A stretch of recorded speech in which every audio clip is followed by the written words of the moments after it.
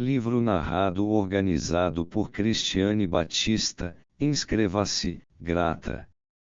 A transformação da libido. Jung. Tentarei a seguir descrever a transmissão da libido num exemplo concreto. Certa ocasião tratei de uma paciente que sofria de depressão catatônica.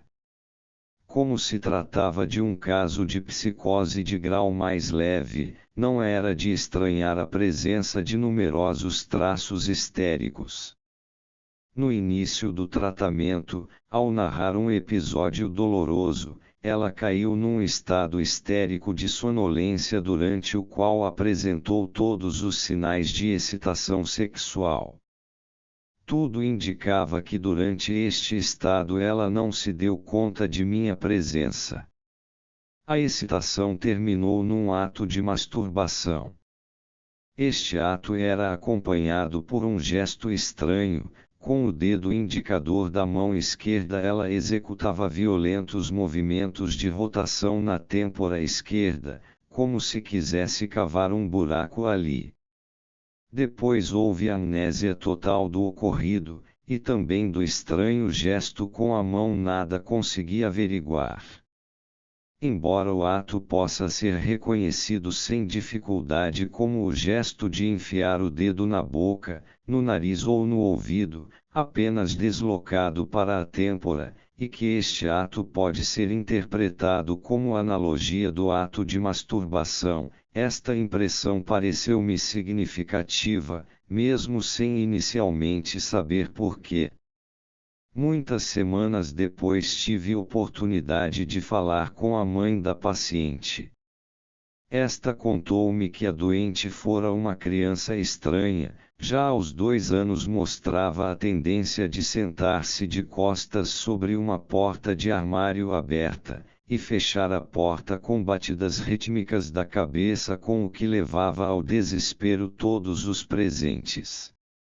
Pouco depois, ao invés de brincar com outras crianças, começou a cavar buracos com o dedo no revestimento da parede da casa.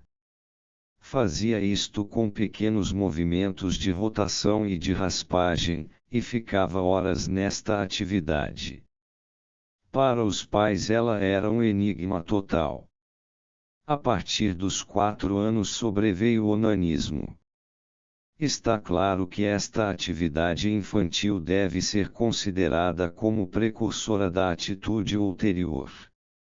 O ato de cavar pode ser encontrado muito cedo na infância, numa época anterior ao onanismo. Este período psicologicamente ainda é muito obscuro, porque faltam lembranças individuais. Um comportamento tão individual de uma criança tão pequena realmente é estranho. Da vida posterior da criança sabemos que seu desenvolvimento, como sempre, entremeado com acontecimentos externos paralelos, levou àquele distúrbio mental conhecido pelo individualismo e pela originalidade de seus produtos, a esquizofrenia. O estranho nesta doença está no aparecimento de uma psicologia arcaica. Daí resultam todos os numerosos contatos com produtos mitológicos, e o que consideramos como criações originais e individuais muitas vezes nada mais são que formações comparáveis às de outros tempos. Deveríamos aplicar este critério a todas as produções desta estranha doença, inclusive a este sintoma de cavar.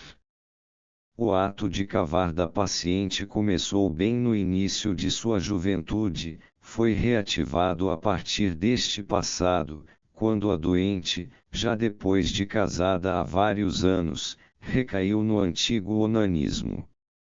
Isto ocorreu depois da morte do filho, com o qual se identificará através de um amor excessivo.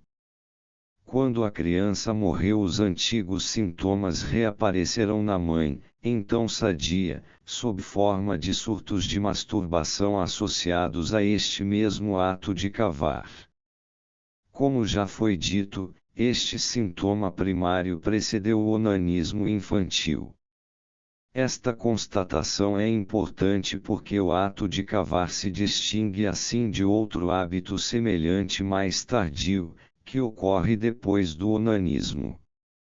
Como já mencionamos, no indivíduo jovem a libido a princípio se manifesta exclusivamente na área da função de alimentação, onde o alimento é ingerido no ato da sucção através de movimentos rítmicos.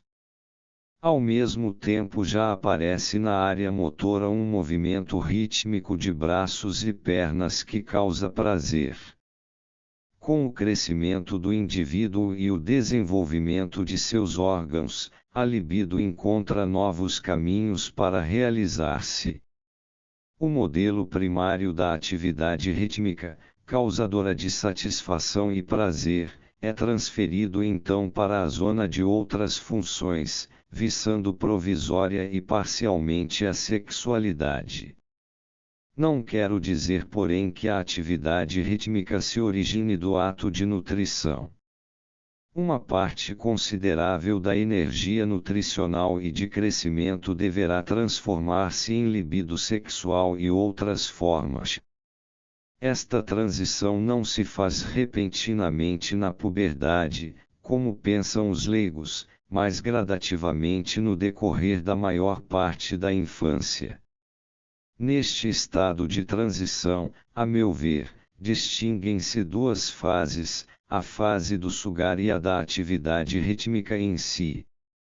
Quanto ao seu caráter, o sugar ainda pertence inteiramente ao âmbito da função alimentar, mas se estende, porém, além desta por não constituir mais uma função de alimentação, mas uma atividade rítmica análoga sem ingestão de alimento. Como órgão auxiliar surge a mão. Na fase da atividade rítmica a mão aparece ainda mais nitidamente como órgão auxiliar, a atividade rítmica abandona a zona oral e volta-se para outras áreas. Existem agora muitas possibilidades. Como mostra a experiência, são geralmente os outros orifícios do corpo que despertam o interesse, a seguir vem a pele e pontos especiais dela, e finalmente movimentos rítmicos de qualquer tipo. Atividades que podem surgir como esfregar, cavar, puxar e outras, ocorrem num certo ritmo. É claro que esta atividade, quando atinge a área sexual, pode dar ensejo às primeiras tentativas onanísticas. No decorrer de sua transformação a libido leva muita coisa da fase de nutrição para suas novas áreas de aplicação. Assim se explicam, por exemplo, as numerosas e íntimas ligações entre as funções alimentar e sexual. Quando ocorre um obstáculo à atividade adulta que a obrigue à regressão, ocorre uma regressão a fases de desenvolvimento antigas. A fase da atividade rítmica geralmente coincide com o período do desenvolvimento mental e da fala. Proponho assim designar o período do nascimento até as primeiras manifestações nítidas, portanto não interpretadas, de sexualidade, portanto o período do 1º ao 4º ano de vida aproximadamente, como a fase pré-sexual, comparável ao estado de crisálida da borboleta. Ela se caracteriza por uma mistura variável de elementos da fase de nutrição e da fase sexual. Certas regressões podem retornar a esta fase pré-sexual, isto parece ser a regra, ao menos segundo as experiências atuais, na regressão da esquizofrenia e da epilepsia. Quero citar 2 exemplos. Um dos casos refere-se a uma jovem que, na época do noivado, adoeceu de catatonia. Ao ver-me pela primeira vez, ela veio ao meu encontro, abraçou-me e disse: "Papai, me dá comida." O outro caso diz respeito a uma jovem empregada que se queixava de alguém a perseguir com eletricidade, o que desencadeava nela uma sensação estranha nos órgãos genitais, como se ali embaixo alguém estivesse bebendo. Estes fenômenos mostram que as fases antigas da libido podem ser reavivadas regressivamente. Este caminho não só parece viável, como também frequentado de muitos modos. Poderíamos esperar assim se esta hipótese for verdadeira que, em fases mais antigas do desenvolvimento da humanidade, esta transformação não era um sintoma patológico e sim um processo frequente e normal. Seria interessante, por isso, saber se sinais deste fenômeno se conservaram na história. Devemos a Abraão ter nos chamado a atenção para uma relação etnológica entre o cavar e a ação de acender o fogo. Este autor encontrou um estudo especial no trabalho de Adalbert Kuhn. Suas pesquisas nos mostram a possibilidade de Prometeu, o portador de fogo, ter sido irmão do hindu Pramanta, isto é, o pedaço de madeira masculino por cuja fricção se acendia o fogo. O portador de fogo hindu chama-se Matarisvan, e o ato de acender o fogo nos textos hieráticos é designado pelo verbo mantami, que significa sacudir, esfregar, produzir por fricção.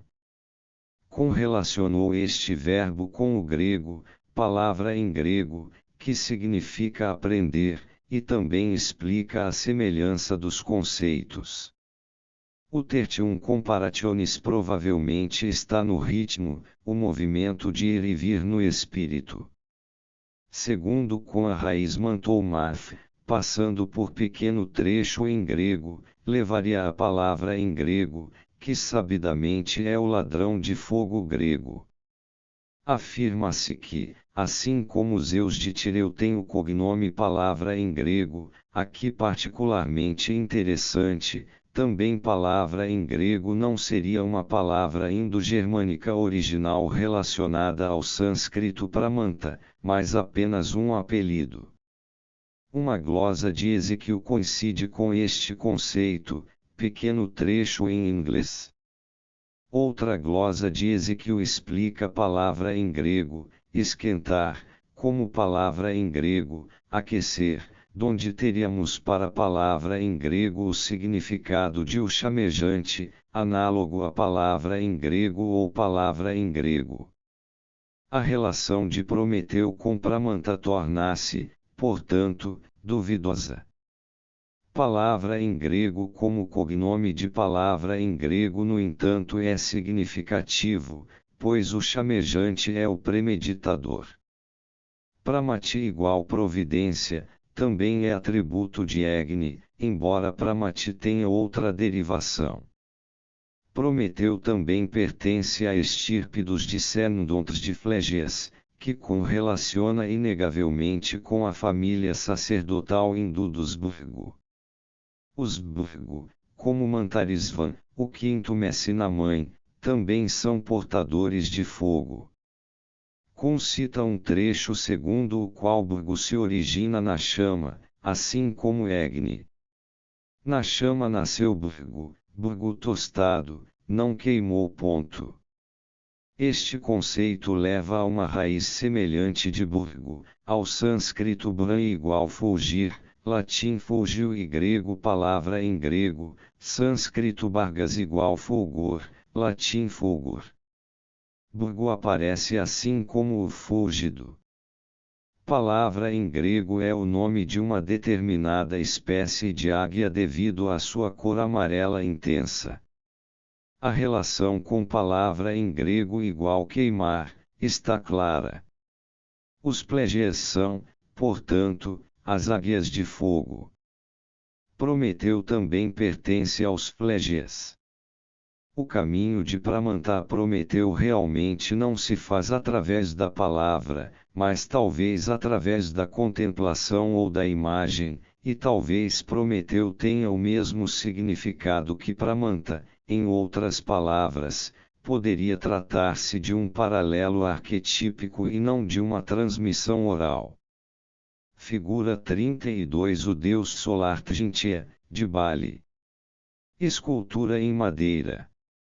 Durante certo tempo acreditava-se que Prometeu só mais tarde adquiriu seu significado como premeditador, justificado pela figura de Epimetel, e primitivamente estava ligado a Pramanta, Mantami, Matanyati, mas que etimologicamente não poderia ser equiparado a pequeno trecho em grego. Ao contrário, o Pramati igual providência, atributo de Agni, nada tem a ver com Mantami. Recentemente, porém, a tendência é novamente derivar Prometeu de palavra em grego. O que podemos constatar com segurança nesta história confusa é, portanto, que encontramos a ideia de pensar, premeditar, prevenir, relacionada com a produção do fogo por perfuração. Mas atualmente não temos provas do parentesco seguro entre as palavras usadas para isto. Na etimologia devemos levar em consideração, além da migração das palavras, o renascimento autóctone de certas imagens primitivas. Figura 33. Agni com as duas madeiras. Índia. O Pramanta como instrumento do Mantana, o sacrifício de fogo, entre os hindus tem significado sexual. O Pramanta representa falo ou homem, o pau furado colocado embaixo é vulva ou mulher. O fogo gerado é a criança, o filho divino é Agni, confronte com figura 33. No culto os dois paus chamam-se Pururavas e Urvasi e são personificados como homem e mulher. Do órgão genital da mulher nasce o fogo. Weber dá uma descrição da produção de fogo no culto. Mantana. Um determinado fogo sacrificial é aceso pela fricção de dois paus. Tomasse um pedaço de madeira com as palavras: Tu és o lugar de nascimento do fogo, Janitrão, e sobre ele colocam-se duas gramíneas, vós sois os dois testículos, sobre estas o Adarahani, o pau colocado por baixo, tu és Urvasi, Tasiu Charahani, o pau a ser colocado por cima, com manteiga tu és força, sêmen, e deposita-se o mesmo sobre o Adararani. Tu és Pururavas, e esfregam-se ambos 3 vezes, fricciono-te com o Ganyatrimetrum, fricciono-te com o Tristubmetrum, fricciono-te com o Jagatimetrum. A simbólica sexual desta produção de fogo é clara. Uma canção da Rigveda, 3.29, 1.3, traz o mesmo conceito e a mesma simbólica: este é o pau de rodar. O gerador, pênis, está pronto. Traze a senhora da tribo. Torneemos Agni segundo o antigo costume. Nos dois paus está Jantavedas, como nas grávidas o protegido fruto do ventre. Dia a dia Agni será louvado pelos solícitos e devotos homens. Naquela que está ali estendida fez penetrar, a haste. Tu que és entendido nisto, de pronto ela concebe, dá à luz o fecundado, com ponta avermelhada, iluminando seu caminho, nasceu o filho de Ioana magnífica madeira. Percebemos que Pramanta é ao mesmo tempo Agni, o filho concebido, o falo é o filho ou o filho é o falo. Também a língua alemã atual contém resquícios de antigos símbolos. Um menino é chamado de Bengel, o que em alemão quer dizer garoto e também cacete. No dialeto de Hesse disse Stiftobousen, também rapaz e cavilha ou flecha. A Artemisia brota num L, que em alemão se chama Stabwurz, abrotano, ao pé da letra significa vara aromática, em inglês chama-se Boslove. A designação vulgar do pênis em alemão como rapaz já foi usada por Grimm e outros. O culto da produção de fogo como superstição foi mantido na Europa até o século XIX. Menciona um caso ocorrido ainda no ano 1828, na Alemanha. Chamava-se o ato mágico de Notfeuer, fogo de emergência, e usava-se o feitiço principalmente contra epidemias do gado. Da Crônica de Lanercost, de 1268, concita um caso particularmente curioso de fogo de emergência, cujas cerimônias permitem reconhecer a analogia sexual, para preservar íntegra a fé divina. Recorde o leitor que, no ano em que na Laudônia graçava a peste comumente chamada lunge soltísica, atacando o gado, certos donos de animais que eram clérigos por sua posição, mas não por convicção, ensinaram ao povo a acender fogo pela fricção de paus e a erigir uma estátua a Priapo, para com isto socorrer os animais.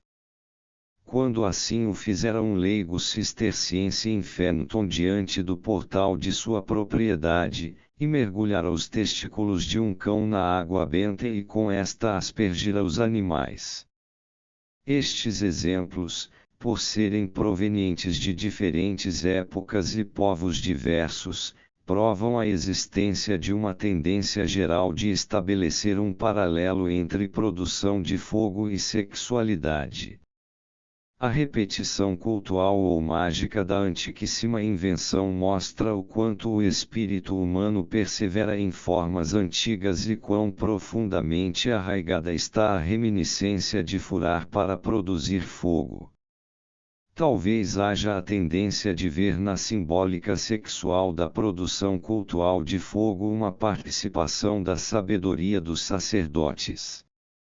Isto pode ser verdade para certas elaborações cultuais do mistério do fogo.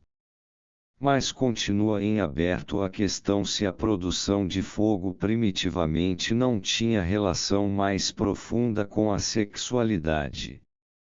Sabemos que tais atos cultuais ocorrem em povos primitivos, como na tribo australiana dos Watchandis. Estes, na primavera, realizam a seguinte magia da fecundação: cavam um buraco no chão e o cercam de arbustos de forma a imitar as partes genitais femininas. Em torno deste buraco dançam a noite inteira, segurando suas lanças diante de si como um pênis em ereção. Dançam em volta do buraco e cravam suas lanças na fossa, clamando: Polinira, Polinira, Polinira Vataka, non fossa, non fossa, non fossa sede conos. Tais danças obscenas ocorrem também em outras tribos. Figura 34. O arado fálico. Vaso grego com figuras pretas. Neste feitiço primaveril se representa uma cópula sacramental, sendo o feminino representado pelo buraco na terra, o masculino pela lança. Este hierógamo era elemento constitutivo de muitos cultos e muito importante em diversas seitas. Não é difícil imaginar que, assim como os mencionados negros australianos realizam uma espécie de hierógamo com a terra, a mesma ideia possa ser representada pela produção de fogo através de dois paus. Ao invés de dois seres humanos, as bodas rituais são representadas por dois simulacros, por Pururavasi e Urvasi, pelo pau masculino e pelo pau feminino, confronte com figura 33. Sem dúvida, a sexualidade é um dos conteúdos psíquicos de maior carga afetiva. Certos conceitos tendem a derivar dela também todas as suas analogias, admitindo para isso a hipótese segundo a qual a libido sexual em algum ponto encontraria uma barreira, sendo obrigada a procurar uma atividade substitutiva sob forma de uma analogia ritual. Para explicar a regressão e transformação parcial da libido, Freud sabidamente admitiu que a barreira seria a proibição do incesto. Mais exatamente, a proibição do incesto representa uma limitação da tendência endogâmica. Mas, para obrigar um instinto à regressão ou apenas para limitá-lo parcialmente, é preciso que do outro lado haja uma energia suficientemente maior. Freud, com razão, vê esta energia no medo, e para explicar o mesmo recorre ao mito mais ou menos plausível da horda primitiva que, em analogia à horda de macacos, é tiranizada por um velho. Deveríamos completar este quadro com uma matrona igualmente assustadora que representa o medo das filhas, assim como o pai ancestral mantém o respeito aterrorizado dos filhos. Teríamos assim uma fonte de medo patrilinear e outra matrilinear, correspondentes às condições primitivas. Posso imaginar que os neuróticos entre os homens primitivos pensavam assim. Uma tal origem da força motivadora que domina o instinto parece-me no mínimo duvidosa, e isto em primeiro lugar pelo simples fato de que as tensões dentro de um grupo primitivo nunca são maiores do que aquelas que significam a luta pela existência de todo o grupo. Se assim não fosse, o grupo pereceria incontinente. A tendência endogâmica significa um grande perigo para o grupo primitivo. Esse perigo é banido justamente pela restrição dessa tendência. O meio para isto parece ser o difundido cross-cousine marriage, que contrabalança as tendências endogâmicas e exogâmicas. Os perigos que ameaçam o grupo depreendem-se das vantagens que ele obtém através da restrição da tendência endogâmica, na qual se enquadra o tabu do incesto. O grupo adquire consistência interna, possibilidade de expansão e, com isso, maior segurança. Pois a fonte do medo não está dentro do grupo, mas fora dele, em riscos muito reais que a luta pela existência acarreta. O medo de inimigos e da fome sobrepuja até a sexualidade, que não é problema para os primitivos, pois é mais fácil ter uma mulher do que os mantimentos necessários. O medo das consequências da inadaptação é motivo convincente para a restrição do instinto. O confronto com situações de emergência obriga a pensar em como resolvê-las. A libido, tornada regressiva pelo impedimento, retorna sempre às possibilidades existentes no indivíduo. Um cão que encontra a porta fechada aranha até que ela seja aberta, e um homem que não acha resposta esfrega o nariz, repuxa o lábio, coça atrás da orelha, etc. Se ele se impacientar, aparecerão ainda outros ritmos, a de tamborilar com os dedos, bater com os pés, etc. Surgirão também várias analogias sexuais mais ou menos nítidas, como gestos de masturbação. Kochgruberg conta como os índios ficam sentados sobre a rocha e arriscam com pedras enquanto suas canoas contornam os saltos da correnteza. Com o correr do tempo formam-se assim desenhos caóticos ou rabiscos comparáveis talvez a desenhos sobre mataborrão. Neste contexto torna-se compreensível aquilo que Metterlich conta no Elioisel Blue, as duas crianças que procuram o pássaro azul na terra dos ainda não nascidos encontram aí um menino que tem o hábito de enfiar o dedo no nariz. Disse que um dia, quando a terra tiver esfriado, ele descobrirá um novo fogo. A paciente de Spielrein relaciona o ato de furar de um lado com o fogo, de outro com a concepção. Disse ela, precisa-se do ferro para perfurar a terra. Com o ferro pode-se fazer homens frios nascerem da pedra.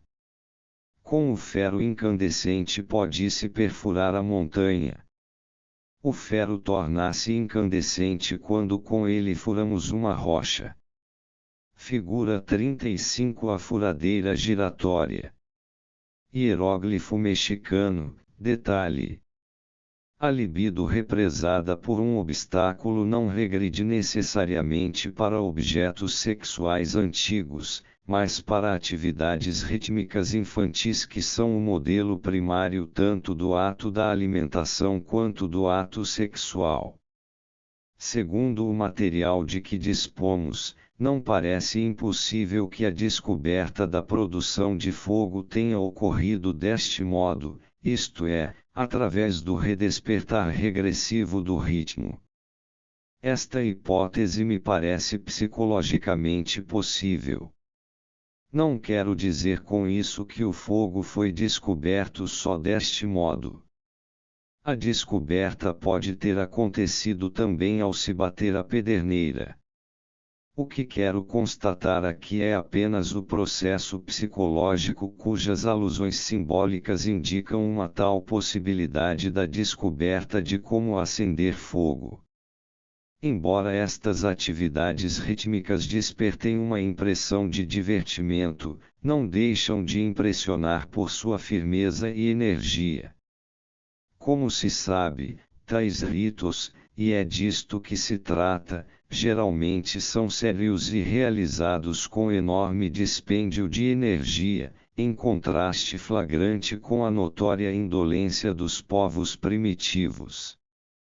Com isto a aparente brincadeira adquire caráter de esforço propositado. Se certas tribos dançam durante toda uma noite ao som monótono de 3 notas, isto não nos dá a sensação de divertimento, mas parece intenção e exercício. E de fato assim é, pois o ritmo é a maneira clássica de gravar certas ideias ou outras atividades, e aquilo que deve ser gravado, isto é, firmemente organizado, é a transferência da libido para uma nova forma de atuação.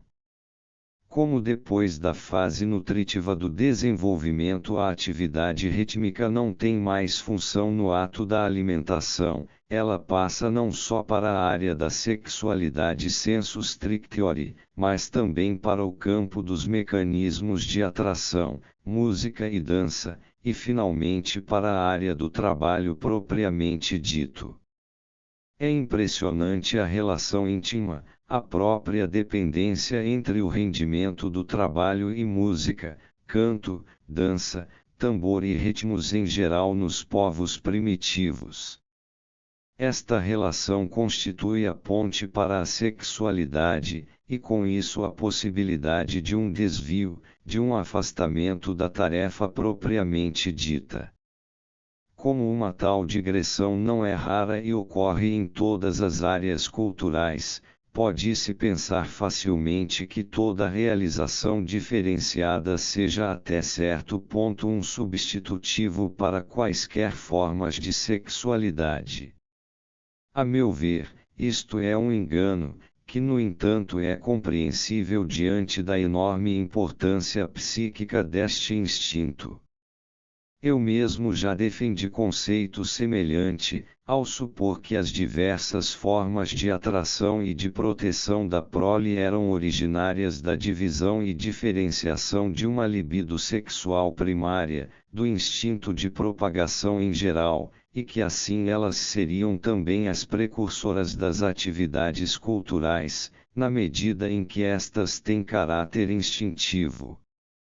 Uma das causas deste erro foi a influência de Freud, a outra, de maior peso, foi o fator ritmizante muitas vezes inerente a tais funções. Só mais tarde reconheci que a tendência ao ritmo de modo algum tem origem na fase nutritiva passando desta para a fase sexual, mas que ela representa um caráter peculiar de todos os processos emocionais em geral. Toda emoção, em qualquer fase da vida, tende a manifestações rítmicas, a repetições constantes. O mesmo se verifica na experiência de associação com palavras de reação destacadas dentro de um complexo, sob a forma de repetição, assonância e aliteração. A formação de ritmo por isso não constitui razão para se admitir que a função a ela ligada seja derivada da sexualidade. O valor psíquico da sexualidade, assim como uma analogia plausível com ela, no caso de uma regressão, torna fácil o desvio para a sexualidade, quando parece tratar-se de um desejo sexual cuja realização, injustamente, se impede. Este é o raciocínio típico da neurose. Os homens primitivos parecem conhecer instintivamente o perigo deste desvio. Os mencionados Vakshandis não podem olhar para qualquer mulher enquanto celebram a cerimônia do hierogamo. Em certa tribo de índios era costume que os homens, antes de partirem para a guerra, rodeassem uma bonita jovem que ficava nua no meio deles. Quem tivesse uma ereção era excluído como incapaz para a função de guerreiro. Com o desvio para a sexualidade, o problema real nem sempre, mas frequentemente, fica encoberto. Procura-se acreditar e fazer os outros acreditarem que se trata de um problema sexual fracassado já há tempo e cujas causas estariam no passado. Com isto encontrasse finalmente uma saída e conseguisse contornar o problema atual, deslocando a questão para outra área, não perigosa. Com este lucro indevido perdeu-se, porém, a adaptação, trocando-a por uma neurose. Atribuímos acima a restrição dos instintos ao medo dos perigos muito reais da existência neste mundo. Mas a realidade externa não é a única fonte de medo que cerceia os instintos. O homem primitivo muitas vezes teme ainda mais uma realidade interna, o mundo dos sonhos, das almas do outro mundo, dos demônios e deuses, e também dos feiticeiros e bruxas, embora nosso racionalismo pense poder eliminar esta última fonte de medo apontando a sua irrealidade. Trata-se, no entanto, de realidades psíquicas internas, cuja natureza irracional não é influenciável por raciocínios lógicos. Podemos tirar certas superstições do homem primitivo, mas não é possível com meras palavras libertá-lo da embriaguez, da decadência moral e do desespero. Existe uma realidade psíquica tão inflexível e insuperável quanto o mundo exterior, o qual também é tão útil e cheio de recursos quanto aquela, conhecendo-se os meios e caminhos para evitar os perigos e desenterrar os tesouros.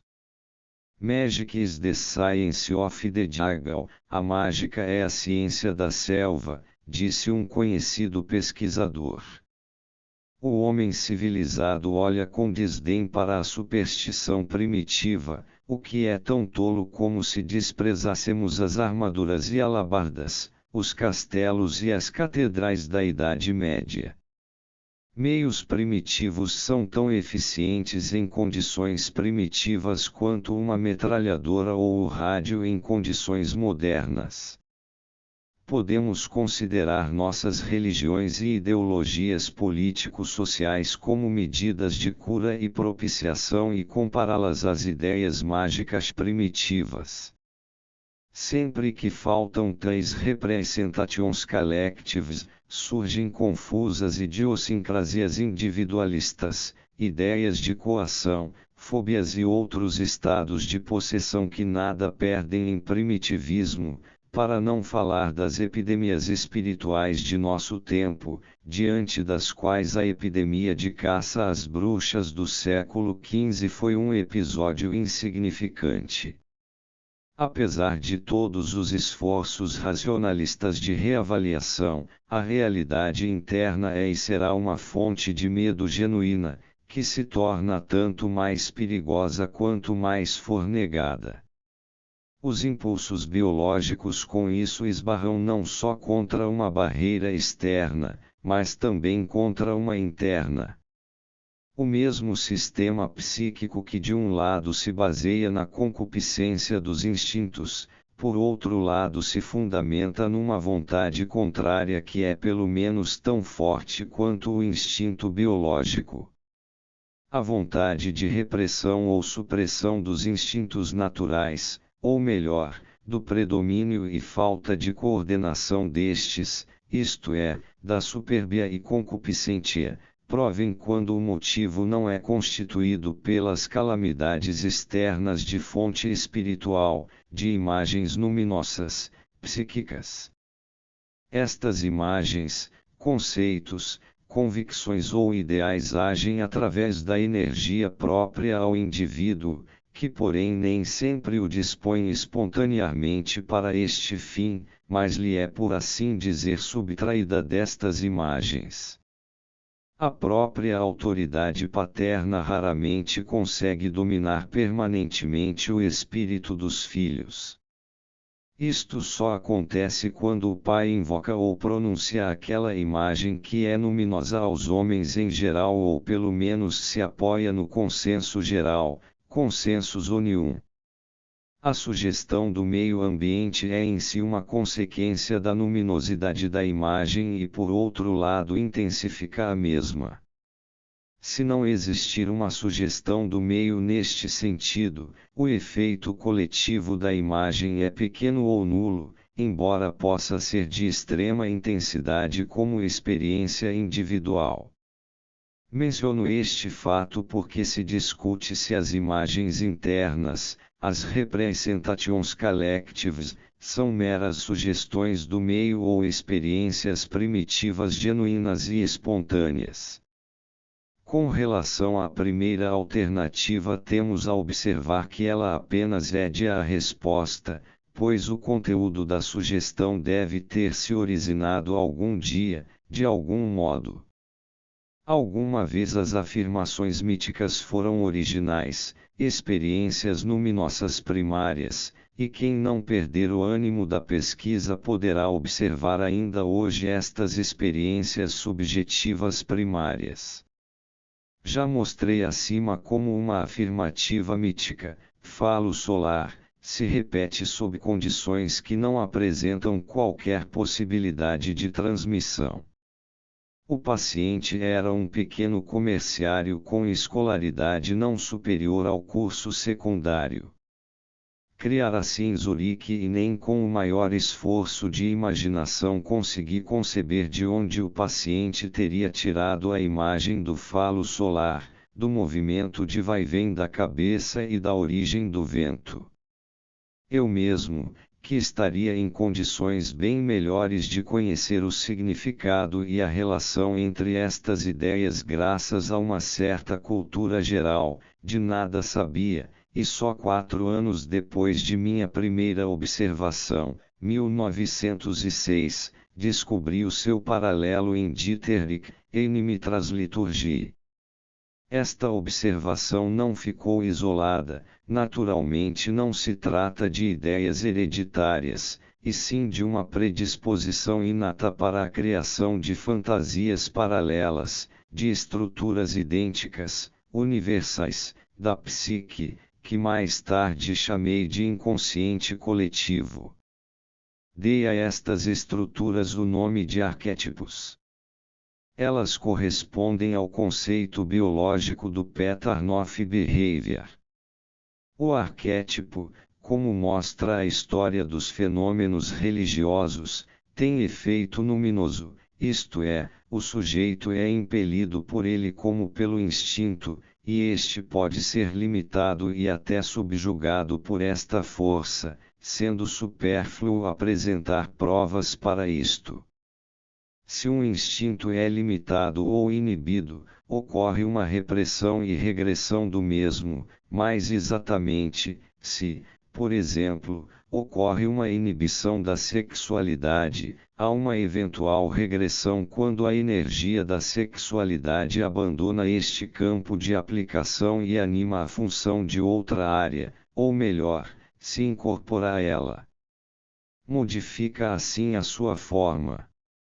Tomemos como exemplo a cerimônia dos Vatchandis. Muito provavelmente o buraco na terra é uma analogia ao genital da mãe, pois, quando um homem não pode olhar para mulher alguma, seu Eros volta para a mãe. Mas como o incesto precisa ser evitado, o buraco na terra como que substitui a mãe. Pela prática da cerimônia, a energia de caráter incestuoso é retirada da sexualidade e reconduzida a uma fase infantil, alcançando aí, quando a operação é bem-sucedida, uma outra forma, e isso equivale a uma outra função. Mas é de se supor que a operação só pode realizar-se com dificuldade, pois o instinto original tem tendência tanto endogâmica, incestuosa, quanto exogâmica, e assim deve ser de certa forma dividido. Esta divisão está associada à consciência e à conscientização. A regressão se dá com certa dificuldade porque a energia, como força específica, adere a seu sujeito e assim, em sua passagem de uma forma para outra, transfere alguma coisa de seu caráter anterior para a forma subsequente. A consequência disto é que os fenômenos daí decorrentes têm em si o caráter de ato sexual, mas não são mais atos sexuais reais. Assim também a produção de fogo é apenas a analogia de um ato sexual, assim como este frequentemente é usado na linguagem corrente como analogia de atividades completamente diversas. A fase pré-sexual da primeira infância, a qual a regressão retorna, caracteriza-se por numerosas possibilidades de aplicação, porque a libido ali readquire sua polivalência indiferenciada original. É pois compreensível que um componente da libido que torna a ocupar regressivamente esta fase se encontre diante de possibilidades múltiplas de aplicação. Como nesta cerimônia dos Vatchandis se trata de uma libido ligada a um objeto, a sexualidade, ela levará esta determinação como caráter essencial ao menos em parte para a nova forma. A consequência disto é que um objeto análogo é ocupado, tomando o lugar do reprimido. O caso ideal de um tal objeto é representado pela Mãe Terra fornecedora de alimento, confronte com figura 36 e figura 7. A psicologia da fase pré-sexual contribui com o caráter de nutrição que lhe é característico, enquanto a sexualidade participa com sua forma característica, o hierogamo. Daí se originam os antiquíssimos símbolos da agricultura. No ato de lavrar a terra misturam-se fome e incesto. Os cultos da Mãe Terra veem no cultivo da terra a fecundação da mãe. Mas a finalidade da ação é a produção do fruto da lavoura e o caráter da ação é mágico e não sexual. A regressão, neste caso, leva à reanimação da mãe como objeto do desejo, mas desta vez simbolicamente como a fornecedora de alimento. Figura 36. A Mãe Terra Nutriz. Mural na Catedral de Limburgo, cerca de 1235. Devemos talvez à invenção do fogo uma regressão muito semelhante para a fase pré-sexual, para a fase da atividade rítmica. A libido que regride devido a uma restrição do instinto, ao alcançar a fase pré-sexual, reanima o ato infantil de furar, ao qual confere agora uma substância externa correspondente ao seu objetivo anterior, razão pela qual esta se chama adequadamente matéria, pois o objeto desta fase era a mãe. Como tentei mostrar acima, a ação de furar exige a força e a resistência de um homem adulto e o material adequado para produzir o fogo. Naturalmente nunca encontraremos provas reais para isto, mas é presumível que em algum lugar se conservaram vestígios destes primitivos exercícios preliminares à produção de fogo. Num monumento da literatura hindu consegui encontrar uma passagem que contém esta transição da libido para o preparo do fogo. Ela está na Bradharanyaka Upanishad, situada segundo a tradução alemã de Dusson. Pois ele, Antman, era do tamanho de um homem e uma mulher quando abraçados. Ele dividiu seu eu em duas partes, daí se originaram esposo e esposa. Com ela ele se acasalou, daí se originaram os homens. Ela contudo ponderou, como pode ele comigo acasalar-se após ter me produzido de seu próprio ser? Pois bem, vou ocultar-me. Ela então se transformou numa vaca, ele porém virou um touro e acasalou-se com ela. Daí se originaram os bovídeos. Então ela virou uma égua, mas ele se tornou um garanhão, ela se transformou numa jumenta, ele num jumento e se acasalou com ela. Daí se originaram os equídeos. Ela se transformou numa cabra, ele num bode, ela numa ovelha, ele num carneiro e acasalou-se com ela, daí se originaram as cabras e ovelhas. Assim aconteceu que ele criou tudo o que se casa, até as minúsculas formigas, tudo isto ele criou. Aí então ele reconheceu, deveras, eu próprio sou a criação, pois eu criei o mundo todo. Esfregou então, as mãos mantidas diante da boca, assim, da boca, como do seio materno, e das mãos, produziu então o fogo.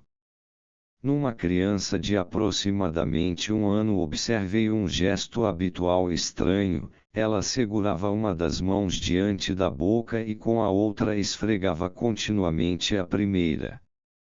Este hábito perdeu-se depois de alguns meses.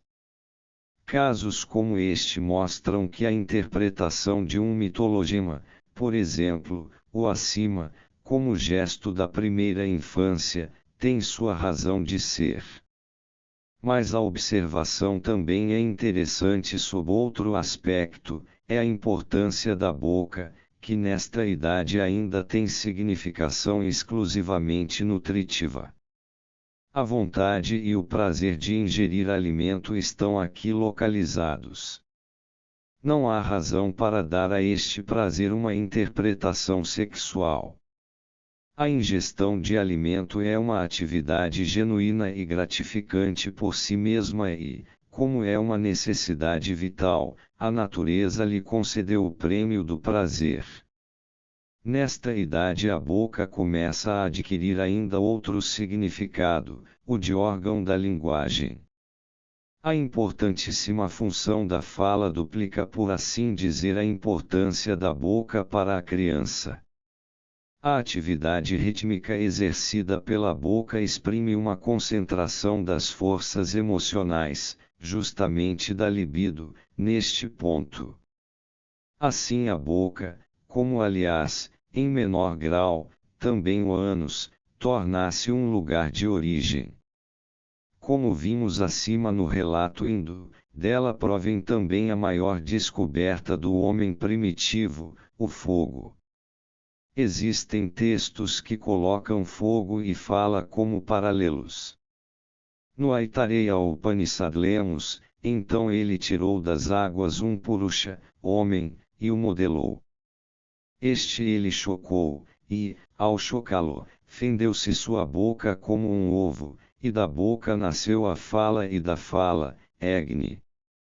Aqui, portanto, ora consta que da fala provém o fogo, ora que o fogo se transforma em fala. No Bradharanyaka Upanishad há uma relação semelhante entre fogo e fala.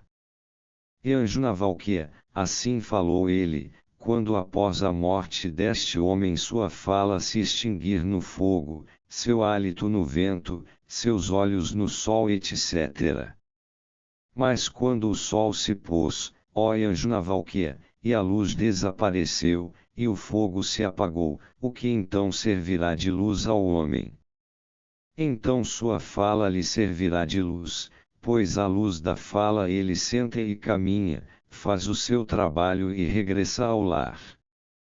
Mas quando o sol se pôs, ó anjo na Valquíria, e a lua desapareceu e o fogo se apagou e a voz emudeceu, o que então servirá de luz ao homem? Então ele a si mesmo, Antman, servirá de luz, pois à luz de seu ser, da alma, ele senta e caminha, faz o seu trabalho e regressa ao lar.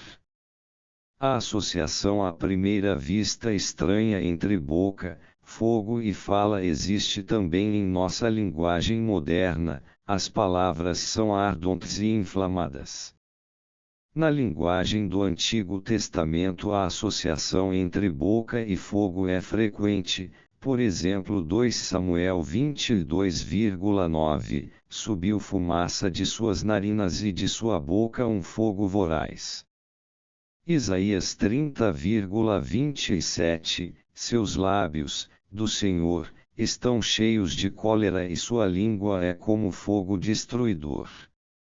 Salmo 29,7, a voz do Senhor faz flamejar lampejos de fogo. Jeremias 23,29, não é minha palavra como fogo. Da boca das duas línguas proféticas do Apocalipse 11,5 sai fogo. Sempre de novo o fogo é chamado devorador, consumidor, o que indica a função da boca, assim em Isaías 9,19, pela cólera do Senhor Todo-Poderoso o país foi conturbado e o povo se tornou um alimento para o fogo. Também Ezequiel 15,4.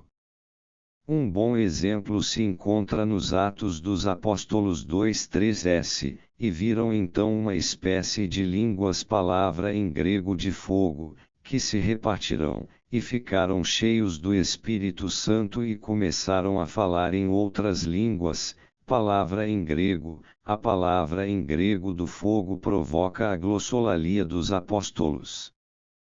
Em sentido negativo a carta de Tiago 3,6 diz: também a língua é um fogo. Como um mundo de iniquidade, a língua está entre nossos membros a contaminar todo o corpo. Inflama o ciclo de nossa existência, sendo atiçada pelo inferno. O livro dos Provérbios 16,27 diz algo semelhante a respeito do homem perverso, e seus lábios destroem como um fogo. Também os dragões, os cavalos, Apocalipse 9,17, e o Leviatã, Jó 41,10, cospem fogo. A relação da boca com a fala e o fogo é inequívoca. Nos dicionários etimológicos encontramos um radical indo-germânico ban com o significado de reluzir, brilhar.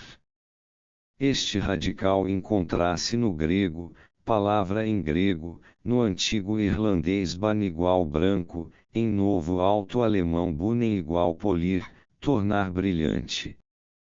Mas o mesmo radical ban também significa falar. Ele se encontra no sânscrito ban igual falar, armênio ban igual palavra, novo alto-alemão ben, fascínio, fascinar, no grego palavra em grego, no latim fari, phantum. O radical an com o significado de soar, latir, encontra-se no sânscrito laslasati igual ressoar e laslasati igual brilhar, resplandecer. Outra confluência arcaica de significados parece existir na classe de vocábulos egípcios derivados das raízes muito próximas ben e bel e da duplicação ben ban e belbel. O significado original destas palavras é expelir, sair, entumecer, projetar, com o sentido figurado de efervescer, borbulhar e arredondamento. Belbel, acompanhado do sinal do obelisco, quer dizer fonte de luz. O próprio obelisco, além dos nomes de Techeno e Men, também era chamado Benbani, mais raramente, Barber e Belbel. O radical indo-germânico vela com o significado de ondear, fogo, é encontrado no sânscrito ulunka igual incêndio, no grego palavra em grego, no ático igual calor do sol, gótico vulan igual ondear, antigo alto-alemão e alemão moderno valm igual calor, brasa. O radical indo-germânico da mesma família, velco, com o sentido de brilhar, arder, é encontrado no sânscrito ulka igual incêndio, no grego palavra em grego igual vulcano. Mas o mesmo radical vela também quer dizer soar, em sânscrito vani igual ressonância, canto, música, tcheco volati igual chamar. O radical sveno igual tons, sons, encontra-se no sânscrito svan, svanati igual sussurrar, ressoar, no Zendakanan, latim sonari, iraniano antigo seun, cambriano sein, latim sonus, anglo-saxão svincian igual soar. O radical da mesma família svenus igual ruído, som, encontra-se no védico svanas igual ruído, latim sune, sonoros. Outro radical semelhante é svonos igual tom, ruído, em iraniano antigo san igual palavra. O radical sve, n, locativo sveni, dativo sunei, significava sol, em Zendaking igual sol, confronte com acima svenu Zendakanan, gótico suna, suno.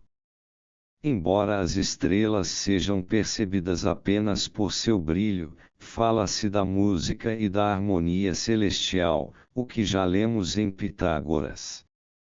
O mesmo nos versos de Goethe, ressoa o sol em antigas areias de Kentarntes esferas fraternais, e cumpre seu trajeto pré-traçado ao clamor rimbombante de trovões. Escutai, escutai o troar das horas. Capta já a mente ativa o sonoro nascer do novo dia. Portas de rocha rangem crepitantes, rodas de febo rolam trepidantes, quanta zoeira traz a luz. Ecoam trompetes e pistões, pisca o olho, o ouvido pasma, o inaudito não se escuta. Escondei-vos nas ramagens, em recônditos eibrigos, entre as rochas, nas folhagens, ensurdeceis, se atingidos. Não podemos esquecer também os versos de Hölderlin, onde estás? Ébria, desperta a minha alma de todo o teu prazer, pois ouço agora, em meio a sons dourados, o jovem sol, em lira celestial tocar sua canção crepuscular. Os basques e colinas em derredor ressoam. Estas imagens lembram o deus solar Apolo, caracterizado pela lira como músico. A confluência dos significados de soar, falar, brilhar, fogo, manifesta-se até fisiologicamente no fenômeno da audition colorei, da tonalidade das cores e do colorido dos sons. Neste sentido deve-se pensar por isso na existência de uma identidade pré-consciente, quer dizer, os dois fenômenos têm alguma coisa em comum, apesar de toda a diferença real. Trata-se de uma identidade psíquica, isto é por certo não casualmente, das duas descobertas mais importantes que distinguem o homem de todos os seres vivos, a linguagem e o uso do fogo. Ambos são produtos da energia psíquica, da libido ou do mana, para usar um conceito primitivo. Em sânscrito existe um conceito que caracteriza perfeitamente a situação pré-consciente mencionada. É o termo tejas, que significa 1. Agudeza, corte. 2. Fogo, brilho, luz, brasa, calor. 3. Aspecto sadio, beleza. 4. A força ardorosa e criadora de cor no organismo humano, imaginada na bilis. 5. Força, energia, força vital. 6. Natureza impetuosa. 7. Força espiritual, também mágica, influência, prestígio, dignidade. 8. O sêmen masculino. O termo tejas descreve, portanto, aquela condição psicológica também indicada pela expressão libido. É a intensidade subjetivamente percebida das mais diversas situações. Tudo o que for muito acentuado, portanto os conteúdos carregados de energia, tem por isso amplos significados simbólicos. Para a fala, que tudo exprime, isto é óbvio. Mas seria interessante dizer alguma coisa sobre a simbólica do fogo. O termo sânscrito para fogo é Agnis, o latino ignis, o fogo personificado é o deus Agni, o mediador divino, confronte com figura 33, cujo símbolo tem certas semelhanças com ideias cristãs. Um nome irânico de fogo é Nairiosaga igual palavra masculina. Indo, Naransansa igual desejo dos homens. Sobre Agni, o fogo, diz Max Miller em Eileitung in die Vergleichung de Religionswissenschaft, era comum aos hindus considerar o fogo sobre o altar simultaneamente como sujeito e objeto do sacrifício.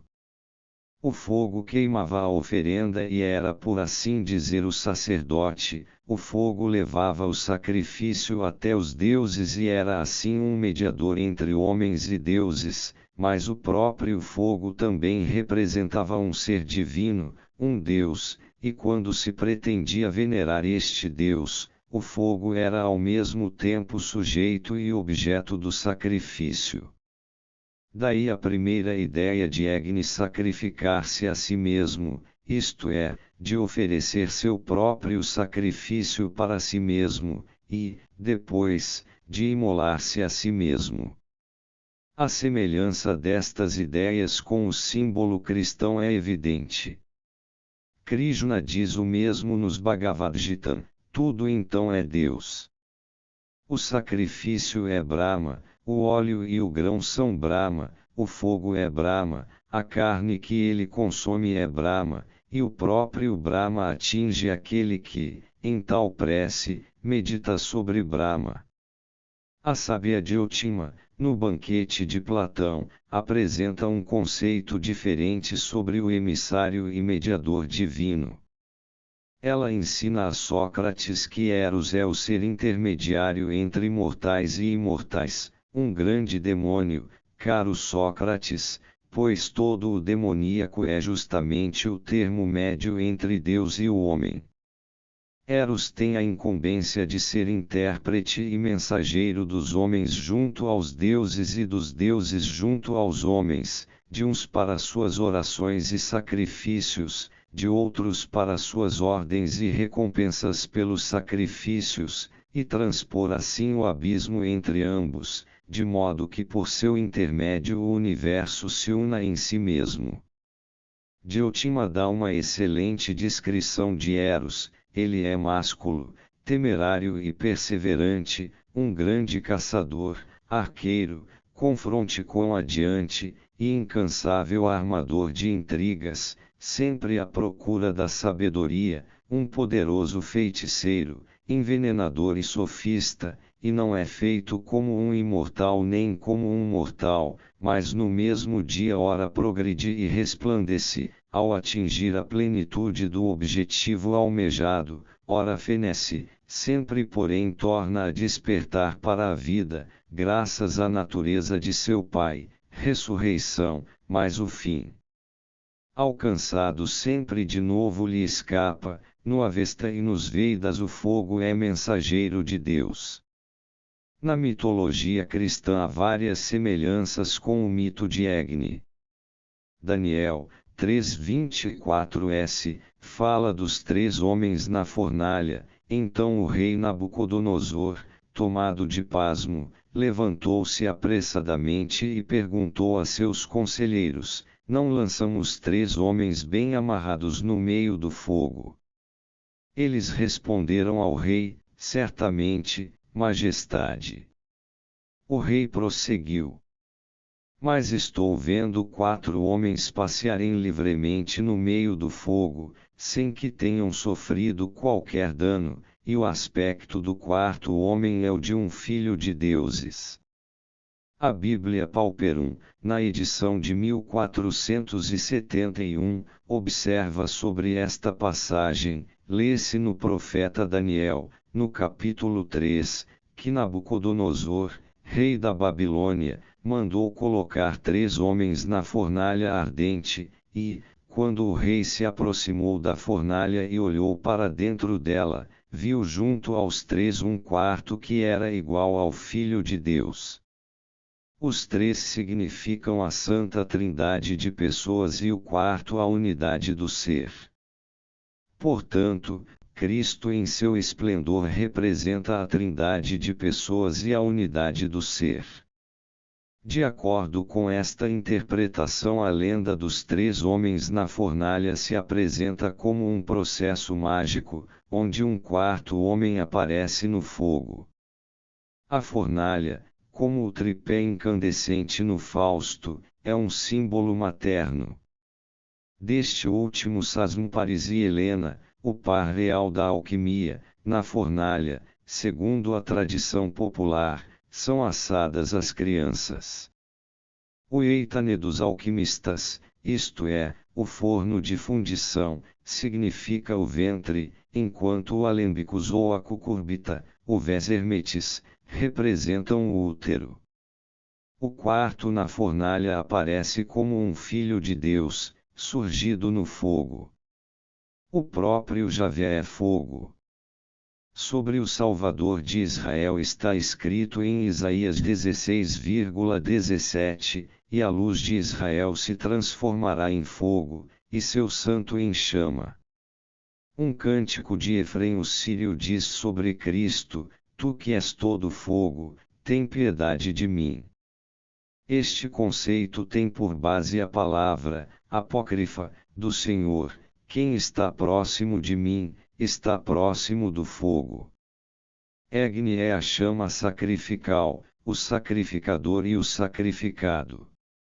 Assim como Cristo deixou no vinho seu sangue redentor como um remédio de imortalidade, assim Egni também é o soma, o sagrado elixir inspirador, o hidromel da imortalidade.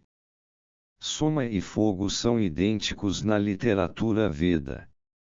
Assim como os antigos hindus viam no fogo um símbolo da energia suprema de Deus, portanto de uma imagem interior, eles também reconheciam na bebida inebriante, água de fogo, Soma Agni, como chuva e fogo, a mesma dinâmica psíquica. A definição Veda do Soma como efusão de sêmen confirma esta interpretação. O significado de Agni como soma é paralelo ao conceito cristão do sangue eucarístico como corpo de Cristo. Também o soma é o elixir nutritivo cuja caracterização mitológica coincide com a do fogo, razão por que ambos estão unidos em Agni. O elixir da imortalidade, Anta, também é batido pelos deuses hindus como o fogo. Confronte com figura 37. Em nossas considerações, que partiram do pramanta do sacrifício de Agni, ocupamo-nos até agora apenas com um significado do termo mantami ou matnami, isto é, com aquele que indica o movimento de esfregar. Contudo, mostra que esta palavra também tem o sentido de arrancar, apoderar-se, raptar. Segundo ele, este significado já existe nos textos Vedas. A saga do descobrimento sempre considera a produção de fogo como um rapto. Sob este aspecto, enquadra-se no tema universal da preciosidade difícil de ser alcançada. Muitas vezes o preparo do fogo é um ato proibido, usurpador, sujeito à punição, acessível só por meio de astúcia ou violência, em geral por astúcia. Os preceitos rituais dos reinos impõem penas graves àquele que prepara fogo de modo incorreto. Na Igreja Católica havia o antigo costume de preparar um fogo novo na Páscoa. O acender do fogo, portanto, também no Ocidente faz parte do mistério ritual, o que assegura seu caráter simbólico, isto é, ambíguo. As regras dos atos rituais devem ser obedecidas rigorosamente para que exerçam o efeito mágico almejado. O ritual geralmente tem significado protetor, apotropaico, e a realização ou o emprego incorreto tem o perigo de evocar justamente o perigo contra o qual o ritual pretendia proteção. A fala, assim como a produção de fogo, significavam outrora triunfos sobre a inconsciência animal e desde então constituem os mais poderosos meios mágicos para sobrepujar os poderes demoníacos do inconsciente, sempre à espreita. As duas atuações da libido exigem atenção, concentração e disciplina da libido, e possibilitam assim um maior desdobramento da consciência. Mas a realização e o emprego incorretos do rito causavam um movimento retrógrado da libido, uma regressão, ameaçando um retorno ao antigo estado impulsivo e inconsciente.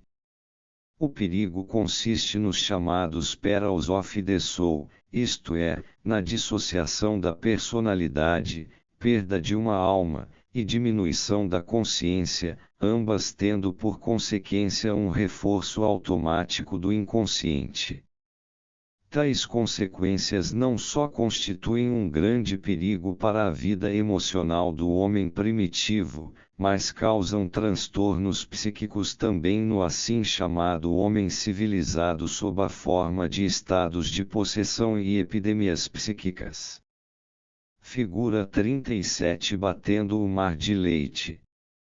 Miniatura da Rajput School, Índia.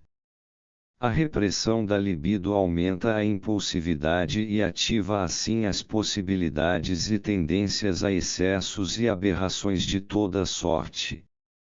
Entre estes, os distúrbios sexuais são bastante frequentes, como era de se esperar e como a experiência confirma. Um exemplo particularmente elucidativo é a psicologia do incendiário. A provocação de incêndio realmente é uma produção de fogo regressiva, e ao mesmo tempo em certos casos se associa à masturbação. Hans Schmid relata o seguinte caso: um jovem camponês imbecil provocou vários incêndios. Durante um deles as suspeitas caíram sobre ele por seu comportamento, porque observava o fogo alegremente, de mãos nos bolsos, da porta de uma casa defronte. Mais tarde, durante o exame, confessou que se masturbava toda vez que se deleitava diante de um fogo por ele ateado. O ato de preparar fogo é um hábito exercido no mundo inteiro no decorrer de muitos séculos, e que pouco a pouco foi perdendo sua aura de mistério. Mas sempre houve a tendência de, vez por outra, preparar o fogo de modo cerimonial e misterioso, assim como o comer e beber segundo um ritual, de acordo com regras exatas, das quais ninguém tinha o direito de se afastar. Este rito lembra a luminosidade original do preparo do fogo. Não tem, além disto, qualquer importância prática. A anamnese do preparo do fogo está no mesmo nível que a lembrança dos antepassados entre os povos primitivos e dos deuses entre os civilizados. Sob o ponto de vista psicológico, a cerimônia tem a importância de uma instituição com um sentido determinado, pois representa um procedimento bem circunscrito para a transmissão da libido. Este relato tem o valor funcional de um paradigma, através dele mostramos como se deveria agir no caso de repressão da libido. O que chamamos de repressão da libido constitui para o homem primitivo um fato concreto: a vida não flui mais, as coisas perderam seu brilho, e plantas, animais e homens não prosperam mais. A antiga filosofia chinesa de Yi cunhou expressivas imagens para isto. O homem moderno nestas circunstâncias sente uma paralisação, e a M. Stuck, uma diminuição da alegria e da vontade de viver, perdi a libido, ou uma depressão. Muitas vezes é mesmo necessário chamar a atenção de um paciente para este fato, pois a introspecção do homem atual frequentemente deixa tudo a desejar. Se no rito oriental ainda hoje é aceso o fogo novo, isto relembra o sentido redentor e salvador do primeiro preparo do fogo. Com isto o homem arrancou ou roubou um segredo da natureza, prometeu e o roubo do fogo. Ele se permitiu uma intervenção, por assim dizer, ilícita na natureza e incorporou a seu consciente uma parcela do inconsciente universal primordial. Ele se apoderou de um bem precioso como que por um roubo e lesou o reino dos deuses. Quem conhece o medo do homem primitivo diante de inovações imprevisíveis pode bem imaginar sua insegurança e escrúpulo face a esta descoberta. Por certo, temos o reflexo desta experiência ancestral no tema do roubo das récias solares, das maçãs de ouro, das Hespérides e da erva da vida. No culto de Diana de Arícia só chegava a ser sacerdote aquele que ousava colher um ramo no bosque da deusa.